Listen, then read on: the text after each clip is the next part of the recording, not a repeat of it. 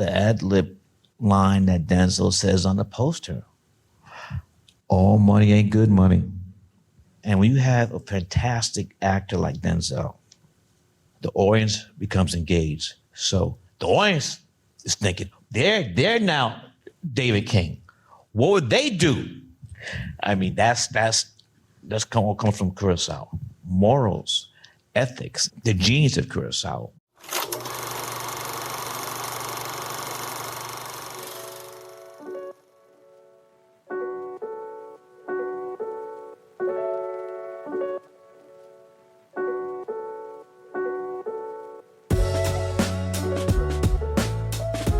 Hello, and welcome back to The Director's Cut, brought to you by the Directors Guild of America. In this episode, a music mogul finds himself faced with a life-or-death moral dilemma in director Spike Lee's drama, Highest to Lowest. This reimagining of Akira Kurosawa's 1963 film High and Low follows music titan David King as he works to save his flagging business. But when he's targeted by a ransom plot which might jeopardize everything, he must make a high-stakes decision that could have dire consequences. In addition to Highest to Lowest, Lee's extensive directorial credits include the feature films Do the Right Thing, Malcolm X, Defy Bloods, the feature documentary Four Little Girls, the documentary miniseries When the Levees Broke, A Requiem in 4 Acts, and episodes of the series She's Gotta Have It, based on his feature film of the same name. His 2018 feature, Black Klansman, earned him a DGA Award nomination for Outstanding Directorial Achievement in Theatrical Feature Film. In 2022, Lee was honored with the DGA's Lifetime Achievement Award in Feature Film. Following a screening of the film at the DGA Theater in New York, Lee spoke with director Jim Jarmusch about filming Highest to Lowest. Listen on for their spoiler-filled conversation.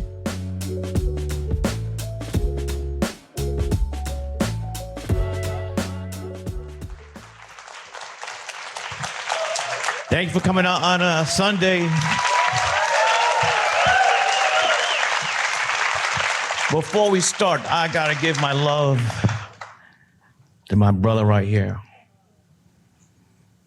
I went to NYU Graduate Film School, so Scorsese was gone, Oliver Stone was gone.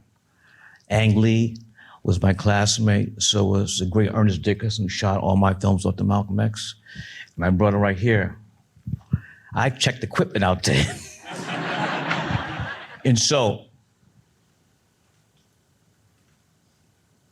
Jim, all of us were there, especially the people who were behind you, up in class. This is my hero right here. Because when you're in film school, you learn about all the greats in cinema. But when somebody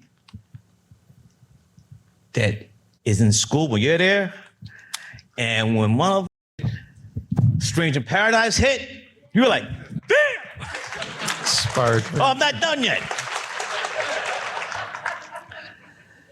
Because my brother right here, he laid down the path, the foundation, and when Strange in Paradise that hit, you showed us the way, not just me, everybody that were behind you. I mean, not in the same class you were. And when I did She's to Have It, everything you did laid down the groundwork. Because I didn't, Scorsese, I love him, he was older than me. I checked equipment out to you. I worked in the equipment room. And it was sort of like one of Spike's early movies, honestly, because I'd go down there, Spike, I got to shoot this weekend. I need the Nagra shotgun, another mic. Spike would say, you shooting this weekend? Yeah, I need the sound. You need the Nagra? Yes, Spike, I need the Nagra and these microphones. You going to have them for the weekend? It was really like that. It was so good. But he was always There's reading. There's nothing but love up here. He was lost in books. He is the best. Thank you. Well, I so value our connection and our friendship. And Spike, this is one remarkable hell of a movie. Thank you. And, I'm always amazed each film I see of Spike's, and there are new things always that he's working with. And every film you make, you get more refined and adept as a director, and you've made a lot of them. So, I'll start by saying, do you feel like you learn new things every time? Because That's the goal. The films show that. Thank you. And, Kurosawa, who this film is a kind of, I would say, a variation rather than a remake, Can I just jump in right here, my brother? Yeah. We, in front of the camera, we knew this was not going to be a remake. We were jazz musicians doing reinterpretations. What did John Coltrane do with my favorite things? What Miles did with my Funny Valentine. So you respect the original, but you flip it. So it was never, we weren't gonna. It was a reinterpretation. Yeah. Well, for sure. And a remarkable one, and I love variations anyway, things that, like you said, like Train doing a standard. Mm-hmm. But, Kurosawa said when he was like 90 years old, I remember they asked him, will you stop making films at some point? And he said, yes, once I learn how to do it, But I sort of feel that because Didn't we go to Japan together? We did. Did we meet Kurosawa there? No, we tried. I can't remember where I met him.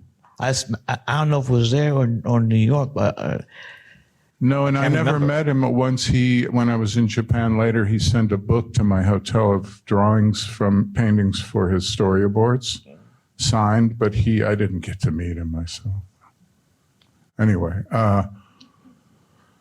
so many things in this film, man. I don't even know where to start. I know that there were other variations proposed in the past. I know Scorsese wanted to do this a couple of times produce it with other people. And ended up in Denzel's hand. He called me up out of nowhere and he said, I'm sending you a script, FedEx. And I said, all right. And before I hung up the phone, I knew I was doing it. And Inside Man was 19 and 20 years ago. And I didn't even know that until journalists pointed it out. But time to Denzel and I, the first day of set was like, it was the final day of Inside Man. So, we didn't have to go through learn each other or, and that bullshit. We would just, let's go. Well, not to overdo the Kurosawa connections, but, he made, 16 films or so with Toshiro Mifune. You've made what? Me and Denzel, we're not getting there. Well, you're doing pretty good. And also, Denzel and I are not going to get to Marty and Bob either. Well, you're doing pretty well, though.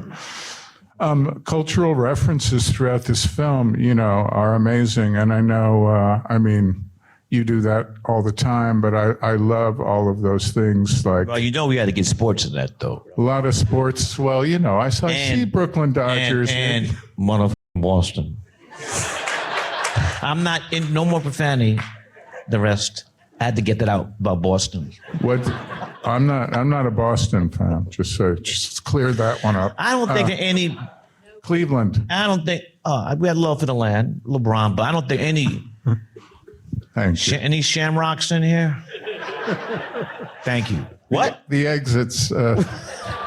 You'll be escorted. But how about the color scheme of the end titles too? But all the things you layer in are amazing in here. The paintings and the Basquiat's that are in here, and he was. You and Jean-Michel were tight. Yeah, I was down with Jean-Michel. Mm-hmm. But and he mentions those photographs of Hendrix and Aretha and Muhammad Ali, and you mentioned Toni Morrison and so many things, but you're always laying that. But Toni Morrison wasn't in the script. Denzel, he sees what the set is. So we put stuff on the wall. And I was hoping that he came with that himself. When he's just, the scene with the grenade, that wasn't the script. was on the set. It was on his desk. And he just, used it. He just improvised the grenade. Yes, he's a genius. That was not the grenade. Says, I'm gonna lie. He said, I'm gonna blow this mother up. That was not in the script.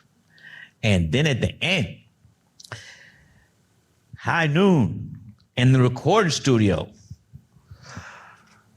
So on the script, they reduced the sides. So they reduced the script so it's sides, a little bigger than that. And so I'm looking at this, and we start the scene, and Denzel starting busting out Nas' Illmatic album. But Ace Rocky was with it. So at that point, the script was out the window. And they were just firing bars against each other. And that lifted. A great scene could lift a movie. That stuff was not scripted. And I gave love to, Ace, he's not a veteran. But He's fantastic. He was going toe to toe.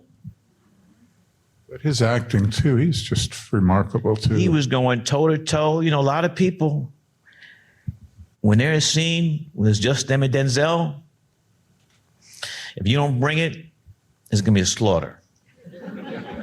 You're laughing, but it's true. He is very intimidating.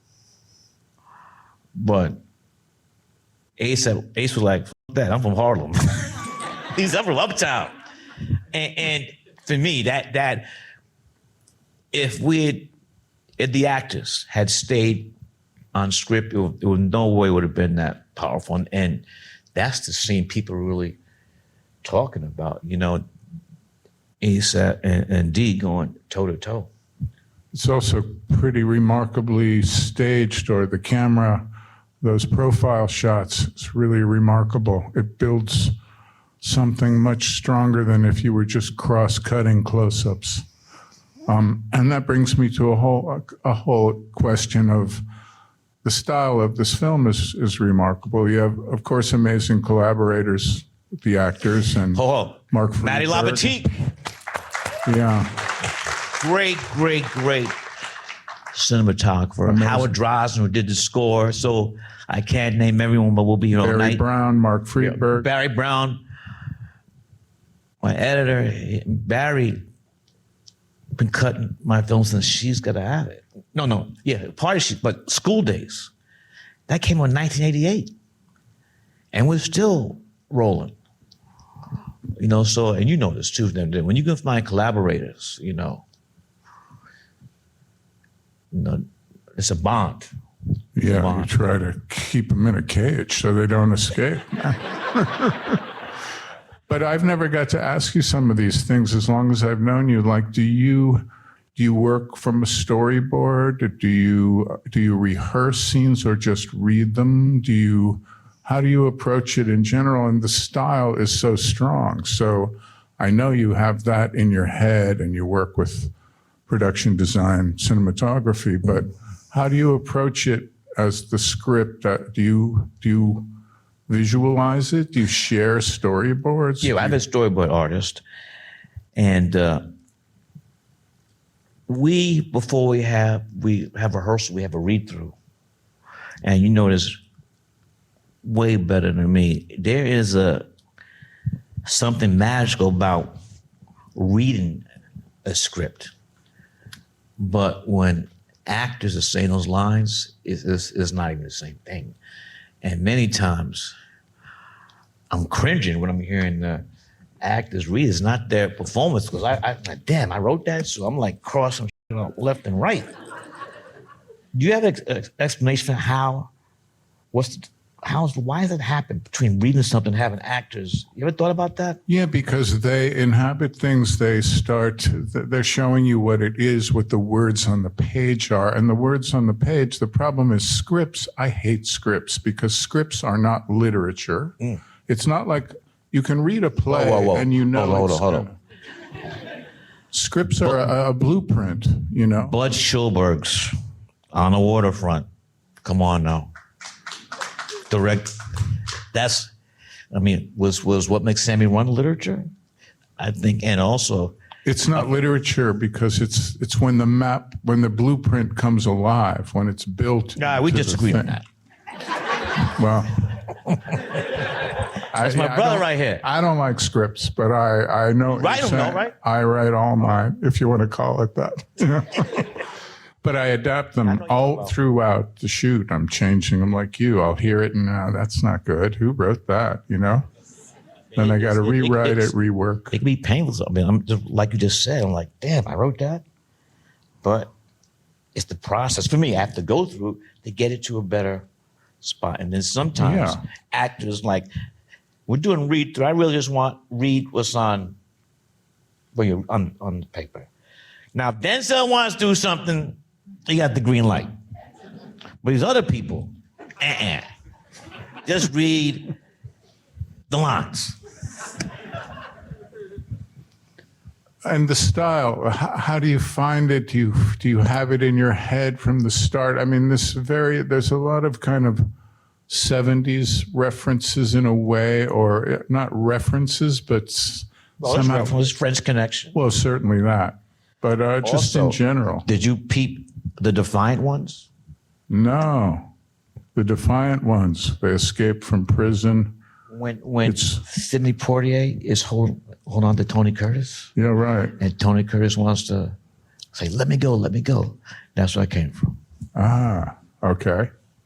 Well, I'm sure there are a lot of them in there. But you do that a lot. You know, you referenced Rashomon in early film, you know, so. She's got to have it. Yeah.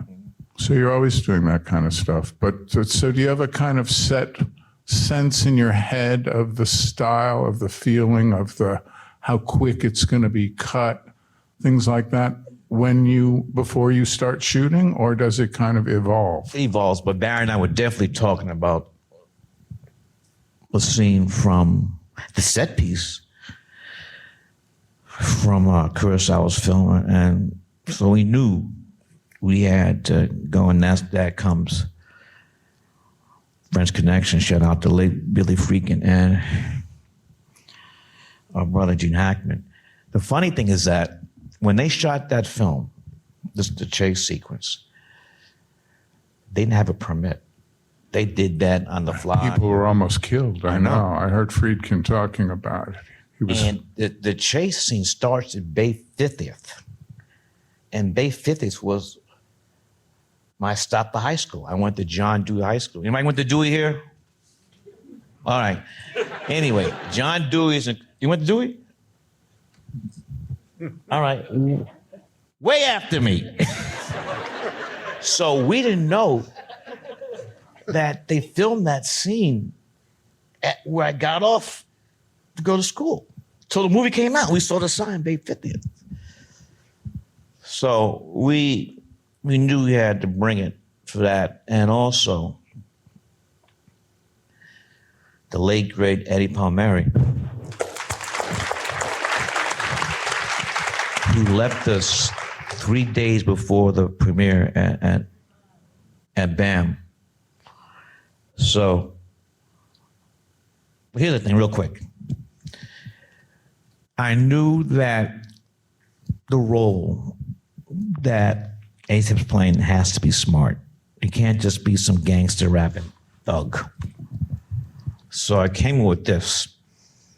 I said, how are we going to make it difficult for NYPD to catch him? He doesn't want to be caught. He wants to get that 17.5 million in Swiss francs. So, being a sports fan, I said the hated Red Sox should be in Yankee Stadium on a Sunday afternoon. But I didn't stop there. It's the same Sunday as Puerto Rican Day Parade. And then that's where Mr. late, great Palmieri came in. So those, so if you see that, you're gonna know that this whoever young felon is, no, he's smart to put this together again and foil NYPD. I got to say, the cops in this movie are just awful people, aren't they?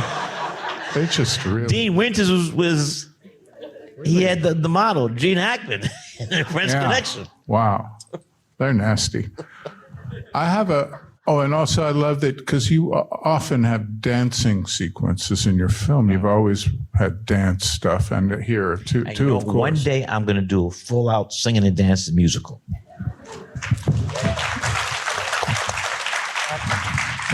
Your applause was late, man. You with the black hat.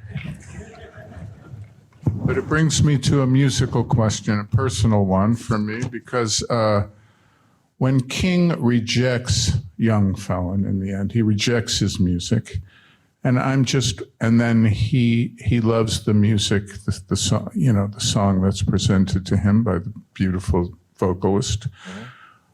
What is your feeling? Is there something underneath there that you're saying about the current state of hip hop in a way? Or I just was curious, your personal sort of statement in there about that. Denzel is it too commercialized? Is it? Well, I mean, that's one of the reasons why he turns down the offer from Young Felon. And he also, opening scene in the film is when they're going to LIU for the basketball camp. And he says, they're going back and forth. He says, "Thou shalt not like bad music." And also the scene about where they're going back and forth. And he said, "AI? You tell me this AI has soul, heart?" So there's a ethics. I mean, that's another thing. There's ethics and morals. And then the ad lib line that Denzel says on the poster: "All money ain't good money." I repeat it. All money ain't good money. And we're in a time now where people put their mother on the corner. Put their mother on the corner. That's how low it's gotten. So, but that comes from Kurosawa. The genius of Kurosawa, morals, ethics. And when you have a fantastic actor like Denzel, the audience becomes engaged. So the audience is thinking, what? They're now David King. What would they do? Now you're thinking like, all right, some people are gonna get the money, but other people. I mean, that's what comes from Kurosawa. The whole film is built around this incredible dilemma, moral dilemma. Yeah. That King has to deal with, Jeffrey Wright, I gotta say, because I've worked with Jeffrey a few times. Yeah. Oh man, he is underrated. He's overlooked. One of my favorite actors alive. Come on, Jeffrey Wright. Yeah, he's crazy. I don't want to diverge too much, but a great Jeffrey Wright story. When we were shooting Broken Flowers, Jeffrey was an activist about a lot certain things in Africa that he was doing. Right. He was very preoccupied at times. So when the first week of shooting, he'd be on his phone right before we were going to shoot. And he's playing an Ethiopian American. And after a while I said, "Jeffrey, you're on the phone right before. Are you working on this stuff in Africa?" He's like, "Oh no, man, I'm calling the Ethiopian embassy to get a guy on there that has an accent that I'm trying to get for the."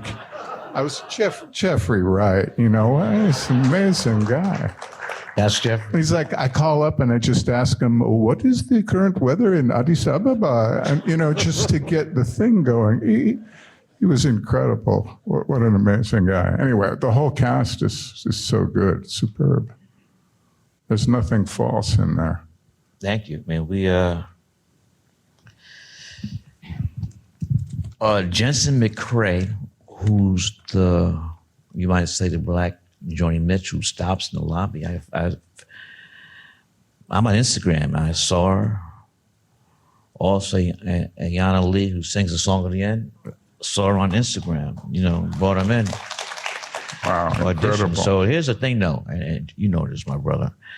Back in the day, when we were in school, or even before, a little after that, if you were an artist, no matter what art you're talking about, you could afford to live in New York City. Madonna came to Detroit. I mean, it just everybody can't afford it. And so technology, you have to be in LA or New York today. And I'll never known about them, but I was just scrolling and see these talented people, just hoping and praying that they get noticed and it happens for them. Well, would you like to open up for any questions from the audience? I mean, I could keep talking to you about so many things. We got him. Yes. We got a mic. You just got to yell. I'll repeat it. He's asking how Jeffrey Wright entered into the picture. He lives in Fort Greene. The People's Republic of Brooklyn, New York. No, we're friends. Yes. Well, this thing happened because of my wife, and she was working a project there, and they came up and said, we want you and your husband to be the United States representatives to Benin. I mean, so I said, okay. But, I mean, I've been the motherland many times. You see I'm wearing this hat. That's why ancestors were stolen from Mother Africa and brought to the United States, enslaved. We built this country, work free from Kansas City in the morning, Kansas City at night. So, but my favorite story about going to the motherland was the final scene of Malcolm X with Mandela. At that time, apartheid was still ruling in South Africa. So after the holidays, we went to Africa. We shot in Egypt and Cairo, where the pyramids and the Sphinx and that, Denzel going down the Nile. And then from there, we were going to Johannesburg. And on our way to Johannesburg, we had to stop in Nairobi because we had a bomb threat on the plane. Well, they didn't tell us that until we landed. So we had to evacuate the plane. I knew it was the Afrikaners that did that.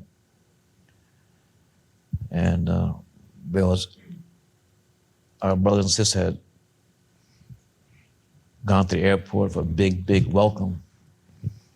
But they left because we didn't get to Johannesburg six hours later. And so at that last scene, I asked Mr. Mandela to use this quote from Malcolm. We had the footage of Malcolm saying this, which I knew I was going to use, be the last thing at the end before the end credits. And so he said, Mr. Lee, can you come here for a second? He said, yes. I cannot say this last line. I cannot say by any means necessary. I said, Mr. Mandela, whatever you want to do. But I knew we had Malcolm saying it. But later on, it occurred to me that he was going to run to be president of South Africa. And the Afrikaners would use that clip against him by any means necessary. So that was and then another thing he said, Spike, you may not notice, but I was locked up for 27 years on Robben Island. And he said one of the things that got me through it was thought reading numerous times. I didn't even say how many. Reading the autobiography of Malcolm X as told to Alex Haley. So I'll never forget that. And he blessed the film too. So I really believe, he came through. Yes. Well, let me get a wink on that. Well, I don't want to be repetitive. So here's the thing, though, my brother. It depends on the script. Oh, wait, sorry. They want me to repeat that. He's just asking in general, how certain procedures have changed as Spike has continued to evolve as a filmmaker, working with the DPs, et cetera. Actors, the script, how things change procedurally. It really depends on the script. The script is the roadmap, if you might say. And every time out, I want to make the best I can make. You know, it's just as simple as that. And get it done and on to the next. Next year, She Used to Have It came out in 1986. Next year is 40 years later. You have to excuse me for my Brooklyn public school education, you know, just the map, you know. I don't even want to think about the number of years. I know, but time waits for no one, so. Yeah, we got to keep going. And also, I like to say, and you notice, Jim, that we've worked with a whole lot of great people who are no longer with us, too. So you just want to, you know, keep those people, those individuals in our heart who are in the front and behind the camera, because you know, we can't do it alone. No, can't do it alone. The most collaborative thing. We're the navigators. We're the captains of the ship. Right. But the ship goes nowhere with just us. That's not the way it works. He's dropping science over here. And also, come on now. Anyway, okay. Who's next here? Are you from Cleveland? I am. I knew that because she gave me a Cleveland gang sign earlier. No, that was it was the other one, the second one. So it's profile. So we had two dollies. But human beings, you know, so what we did was great crew. They didn't tie, but they using whatever you got. So when dolly moved, there was two dolly grips, but they were pushing, but the dollies are connected. So if they were not connected, you know, it would have been not the size for Denzel and Rocky. So we just came out of nowhere. I knew it was an important scene. You know, they're and then it's like that, you know, and that scene of Kurosawa. So just wanted to be so with no mistakes as we start wide and push in slowly, but the two dollies are connected. But Spike's done a lot of innovative things that people haven't done before. He had a kind of signature a little bit with people drifting along. The double dolly shot. And also zooming in while tracking out, or vice versa, with the background moves. And Jaws, Spielberg. Well, I prefer your use of it. Hey, it's the 5th anniversary of Jaws. I stood in line for that film. And it's shot in Martha's Vineyard, where I was. Let me read the quick story. I went to Morehouse College in Atlanta, Georgia. Went back. I was born in Atlanta. Moved to Brooklyn. I was very young. Anyway, my guy John Wilson. School's getting ready to end, and he said, "Do you want to come to visit Martha's Vineyard? My grandmother's had a house there since the 1940s, Oaks Bluff. You know, that's where black folks have." And I said, "What?" I said, "What's it called?" He said, "Oaks Bluff." I said, "Where is that?" I said, "Where?" He said, "It's off the coast of Massachusetts." Well, I wasn't doing nothing anyway, so went there for 4th of July, and I was amazed. And I got down on my knees. I said, "Lord, if I ever make any money, I'm gonna buy a house in Martha's Vineyard. Thank you, Lord." True story. I never even heard of it. Summertime vacation. I'm going to motherfucking Coney Island. Who's been on the Wonder Wheel? The Cyclone. All right, you know, Nathan's. That's when I was eating meat. Now I don't do that no more, but back in the day, them Nathan's hot dogs.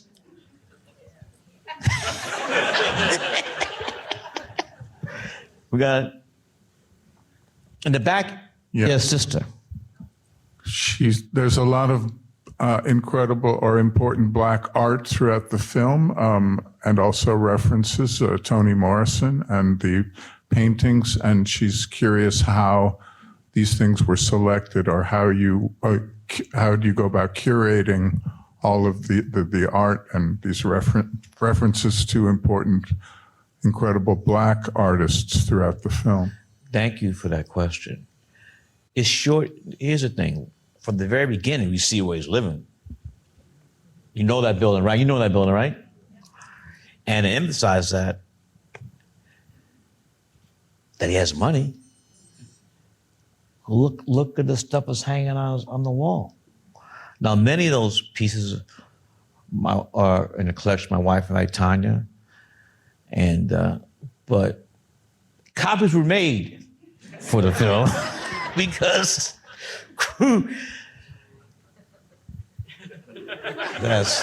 I don't want to risk it. It costs a lot of money. So we made copies, and once the film was done, we destroyed those copies. So it's just it's shorthand to show that the Kings, they got money. Right after you see that, that's one of my favorite shots. The drone shot would come around the building, and we see him on the terrace. We hear the great Norman Lewis singing, But they have exquisite taste also with their money. You know what's something? Someone told me this the other day, and I said, damn. They said they compared that to Woody Allen's Manhattan. I didn't even think about it, but it's true. But that was black and white, and Gershwin, I think it was. Right. On this side, yes. The use of the double dolly, he's asking if there's a psychological reasoning behind it, or just visual, or I don't. He said it way better, sorry. Thank you for that question. Number one, I did not originate that. That's been done before. The first time we did it was in Mo Better Blues. And we were just, Ernest Dickerson, my great DP. Our first day when you graduated film school, we bonded. He went to Howard University. I went to Morehouse. These are two predominantly elite Howard University. So Ernest shot all my films when we graduated film school. Then She's Gotta Have It, School Days, Do Right Thing, Mo Better Blues, Jungle Fever, and Malcolm X. And he's quite a director, too. Yes. Very fine director. Ernest came to NYU to be a director, but his cinematography is so advanced, he knew that would be the road to lead him to direct. So I know there are people who come up and say what their favorites are, but for me, the best use of this was Malcolm X. That's all right. In doing my research and also speaking to people who are very close to Malcolm, and he knew who he was going to be assassinated that Sunday afternoon at the Audubon Ballroom. So I told Ernest that, and we said, we got to do something for that. We had to try, what can we do without dialogue to show the state of Malcolm's mind? So we said double dolly shot. But the thing that made that go over the top was the song. Sam Cooke's A Change Is Gonna Come. And combined, that did it. That's my favorite one. So we used it since then. But this is I like this one. Also, if you think,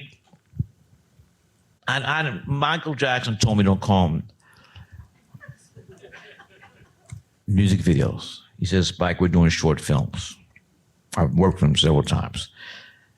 And what you see is not a music video, it's a short film, but that's in the imagination of young fellow. Like, when I get out of jail, when I get out of Huskow, this is the short film that David King and I are going to make. So that was the thinking. So it wasn't just plopped in there. It was thought out. Interesting, because Tom Waits, who's like my brother, once we had a fight over a music video we were making, and he said, "Jim, this isn't a short film. This is a music video." It's contextual, I guess. Don't be hanging. That's good. That's good. What? Don't be hanging.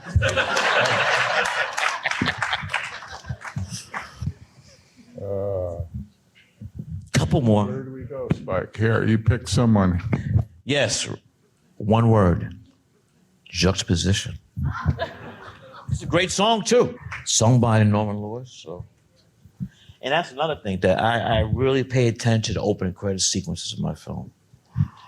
We look at School Days, Do the Right Thing with Rosie Perez dancing to fight the power. Mo Better Blues, the song my father wrote, and the cinematography of Ernest. So this was, for me, I understand, especially in film school, that opening credits is more than just who's in it. You know, it's like giving a preview of what's coming the rest of the film. So I pay attention to that very much. Thank you.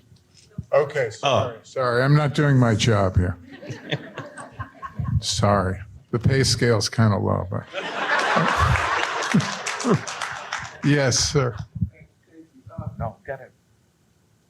Does the question need to be repeated? No, he hasn't asked. He hasn't asked it yet. I'm gonna repeat it. You calling it? You calling the shots? Oh, his question. Did everyone hear the previous question about what? Okay, I won't go backwards. So the question, first, very nice things about Spike and his inspirations. It's inspiring. And he's from the Bronx. The boogie down. Boogie down. But the question is the pivot, the moral dilemma when King has to make the decision, is he going to put the money out for his colleague, his guy's kid, and it's not his own?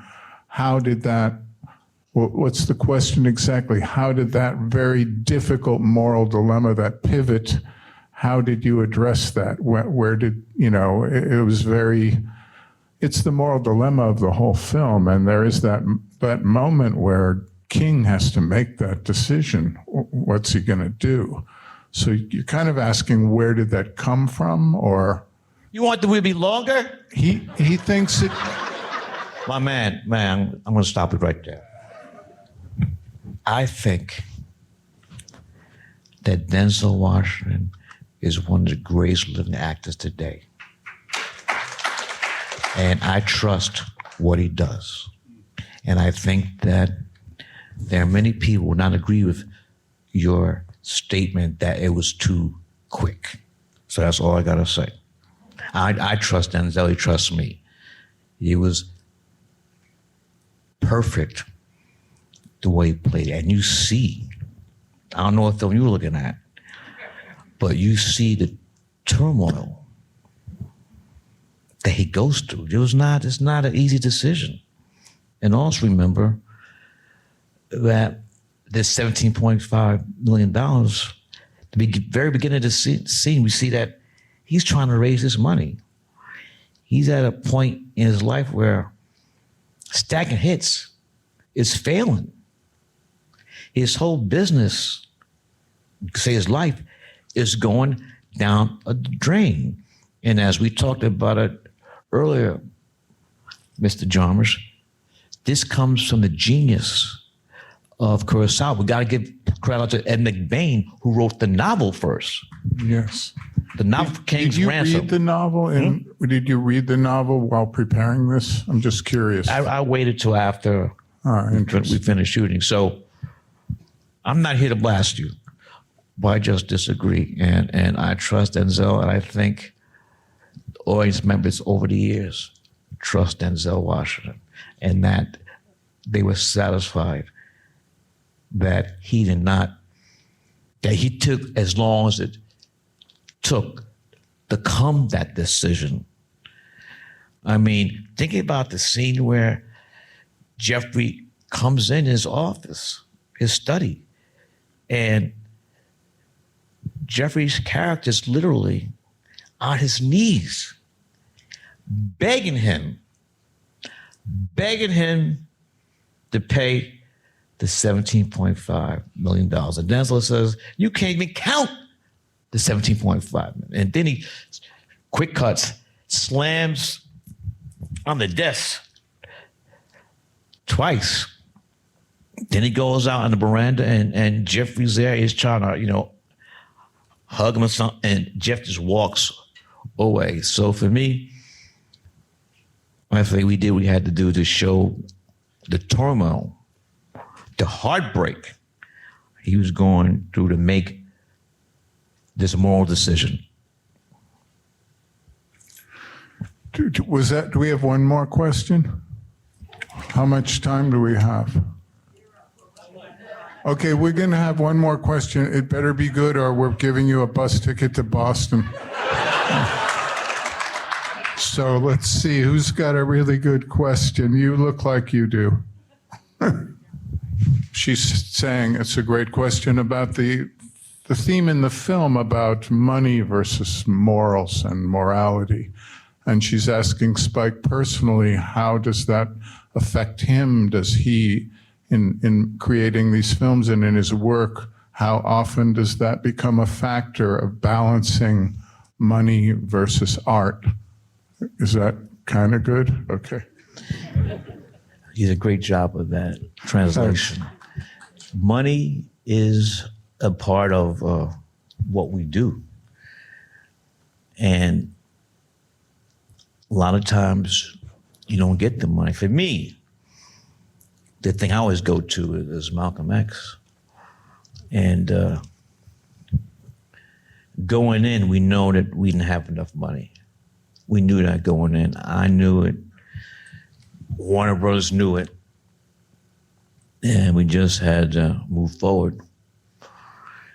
And we screened the film. The first screening we did, they wanted to see the film, so we screened it. And it was the same day as the LA uprising, Rodney King, the same day. And to the studio heads, their credit, they stayed for the 4-hour cut. We knew it was gonna be 4 hours, but we were still working, but they said, we gotta see the film now. So it happened on, I don't know what that irony, whatever it is, but the same day. So LA was burning while these guys, we were all watching the film. So I asked them, how is JFK? Because I know Oliver, I knew he was in post-production. He said, well, it's 2 hours. I said, okay. They know I know Oliver Stone. I called him up. I said, he says, Spike, it's 3 hours. But don't tell those fuckers I said that. So we continued. I mean, they want us to shoot the Sahara Desert. They wanted us to shoot the Jersey Shore in January for the Sahara Desert. And eventually, hey, who's gonna know? The sand looks like the snow looks people like in New sand. Jersey. What exit? Ooh. Anyway, so the Warner Brothers I've told the story before, so Warner Brothers let the Bond company take over the film. Warner Brothers had nothing to do with it. The Bond company took over, and so everybody in post-production got a registered letter saying, you're fired. So I was up the creek, and I put half my salary in that film already. So, I mean, this was the lowest point in my career. I mean, I was in the dumps. And in doing this film, I had to do a lot of research, a lot of talking to people, reading, looking at films, everything. And then something hit me like upside the head. Because I had become a student, Malcolm, and it was self-determination, self-reliance. And those two words kept coming in my head. Then it hit me, said, I know some black folks with some money. And I got the phone number. So I made a list. And here's the thing, though. If they gave me some money, they were not buying a piece of the film. It also cannot be used as a tax exemption. It had to just be a gift. I'm going to make this short, quick. So I made a list, and I explained to her I need this gift. It was like I was begging. And every time I asked someone, the next person, I had a list. So the next person I called, I'm asking for more money. So the last two people on the list, again, I'm asking more every time we're going on the list. So I asked, the last two people were Magic Johnson and my Brooklyn brother. Yes, Michael Jordan was born in Fort Greene, Brooklyn, Cumberland Hospital. So was Mike Tyson. So Magic says, yes, by boom. So I know how competitive Michael is. So I just let it slip with Magic gave. And also Michael's, one of his nicknames is Money. He said, Magic gave what? Boom. And those gifts enable me to continue to work.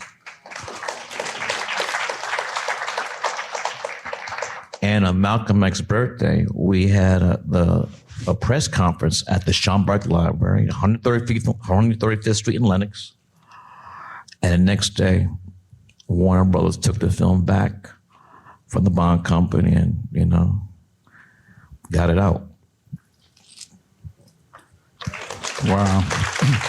Listen, I just want to say, Spike Lee, you are a remarkable person and filmmaker and inspiring to all of us. And wow, I'm so also very proud of our friendship. And thank you for this conversation, for this film.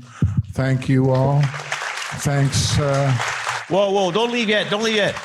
But thanks to the DGA, too, for supporting us. And means a lot to us. I'm going to have one last thing. You can sit down. It's not going to be long. Thank you. Thank you, everyone, for coming out on a beautiful Sunday here in the greatest city in the world. Anyway, if you've been up on the news, there's a certain person that has tried to bring the troops, not trying, he's done it, in the nation's capital, Washington, D.C., the United States of America. And I thought about a movie, Casablanca. There's a scene, so Major Strauss says, are you one of those people who can't imagine the Germans in their beloved Paris? And Rick says, that's how people go. He says, it's not particularly my beloved Paris. And Hines says, can you imagine us in London? And Rick, this is Bogart, he says, you get there, ask me. And Captain Renault says, diplomats. And Major Strauss says, how about New York? And Bogart says, well, there are certain sections of New York, Major, that I wouldn't advise you to invade. That holds true today. Thank you very much. Casablanca. Thanks for listening to another DGA Q&A. The Director's Cut is available wherever you listen to podcasts. And please share, subscribe, rate, and review. We'd love to hear your feedback, and you can help fellow film buffs find the show. Thanks again for listening, and we'll see you next time. This podcast is produced by the Directors Guild of America